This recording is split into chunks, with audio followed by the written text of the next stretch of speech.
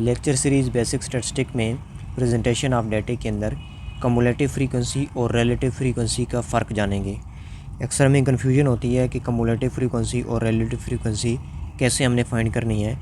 तो cumulative frequency और relative frequency के कॉलम से ही जनरेट करते हैं। अगर फ्रीक्वेंसी हमें गिवन है तो उनसे हमने कम्युलेटिव फ्रीक्वेंसी और रिलेटिव फ्रीक्वेंसी फाइंड कर सकते हैं ईजिली। कैसे फाइंड करेंगे?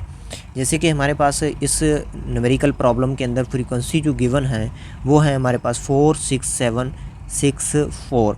ये फ्रीक्वेंसीज़ गिवन है। फ्रीक्वेंसीज़ जैसे कि हमने डिस्कस किया था, how many time A value repeat in the data, एक वैल्यू डाटा के अंदर कितनी टाइम रिपीट हो रही है उसको हम कहेंगे फ्रीक्वेंसी। और जो फ्रीक्वेंसी का सम होता है उसको हम समीशन एफ़ के साथ रिप्रेजेंट करते हैं, और यही हमारे पास टोटल नंबर ऑफ़ ऑब्जर्वेशन होती हैं। अगर अनग्रुप डाटे के अंदर जो नंबर ऑफ़ ऑब्जर्वेशन हम काउंट करेंगे वही हमारे पास समीशन एफ़ होगा। अनग्रुप डाटे में उनको स्मॉल एन से रिप्रेजेंट करते हैं, और जब ग्रुप डाटे की बात आती है तो जो टोटल हमारे पास ऑब्जर्वेशन होती हैं वो समीशन एफ़ होती हैं। तो ये हमारे पास सम होगा, टोटल जो नंबर ऑफ़ ऑब्जर्वेशन होंगी। लेट्स सपोज ये 27 है हमारे पास, इनको सम करेंगे। अब इनमें से हमने कम्युलेटिव फ्रीक्वेंसी जिसको हम सी एफ़ के साथ रिप्रेजेंट कर रहे हैं, और या हम इसको कैपिटल एफ़ के साथ भी रिप्रेजेंट करते हैं। कम्युलेटिव फ्रीक्वेंसी कैसे फाइंड करनी है? फ्रीक्वेंसी के कॉलम को फॉलो करते हुए हमने कम्युलेटिव फ्रीक्वेंसी फाइंड करनी है। फ्रीक्वेंसी पहली जो फ्रीक्वेंसी है उसको आपने एज इट इज़ यहाँ पे लिख देना है। जैसे फर्स्ट फ्रीक्वेंसी हमारे पास 4 है, हमने 4 लिख दिया। अब नेक्स्ट क्या करना है, इस 4 को नेक्स्ट फ्रीक्वेंसी के अंदर ऐड करवाना है। 4 + 6 कितना हो गया हमारे पास? 10। ये नेक्स्ट कम्युलेटिव फ्रीक्वेंसी आएगी। फिर इसी तरह 10 को हमने ऐड करवाना है नेक्स्ट फ्रीक्वेंसी के अंदर 7, तो हमारे पास क्या बनेगा? 17। फिर 17 के अंदर नेक्स्ट फ्रीक्वेंसी ऐड करवानी है 23। 23 के ये 23 हमारे पास कम्युलेटिव फ्रीक्वेंसी आ गई। इसमें नेक्स्ट फ्रीक्वेंसी ऐड करवानी है 4, तो ये हमारे पास 27 आएगा। याद रहे कि जो टोटल फ्रीक्वेंसी आएगी, जो फ्रीक्वेंसी के कॉलम का सम आएगा वो, और कम्युलेटिव फ्रीक्वेंसी की जो आखिरी ऑब्जर्वेशन होगी वो आपस में इक्वल होंगे।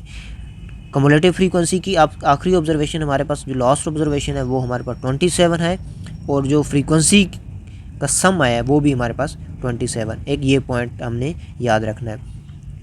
इसके बाद हम ये देखते हैं कि जो रिलेटिव फ्रीक्वेंसी है, रिलेटिव फ्रीक्वेंसी कैसे फाइंड करते हैं। जो फ्रीक्वेंसी का कॉलम हमें गिवन है इसी को फॉलो करते हुए हमने रिलेटिव फ्रीक्वेंसी फाइंड करनी है। कैसे फाइंड करनी है कि हर फ्रीक्वेंसी के नीचे टोटल डिवाइड कर देना है, कोई भी मुश्किल नहीं है। जैसे कि हमारे पास पहली फ्रीक्वेंसी 4 है, इसके डिवाइडेड बाई 27, नेक्स्ट 6 है डिवाइडेड बाई 27, फिर 7 20/27, 6 डिवाइडेड बाई 27, 4 डिवाइडेड बाई 27।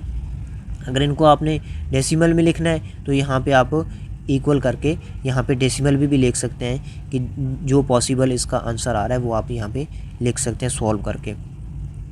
एक और पॉइंट यहाँ पे याद रखने वाला ये है कि जो रिलेटिव फ्रीक्वेंसी आएगी इसका जो सम करेंगे वो हमेशा 1 आएगा। रिलेटिव फ्रीक्वेंसी का सम हमेशा 1 की इक्वल आता है। एक ये पॉइंट याद रखना है, और दूसरा ये रखना है कि कम्युलेटिव फ्रीक्वेंसी की लास्ट ऑब्जर्वेशन जो फ्रीक्वेंसी की सम है उसकी इक्वल आएगा। ये एक बेसिक कंसेप्ट था कि कम्युलेटिव फ्रीक्वेंसी और रिलेटिव फ्रीक्वेंसी हम कैसे बनाते हैं, और इनमें कौन से पॉइंट जो है ना वो याद रखने वाले हैं।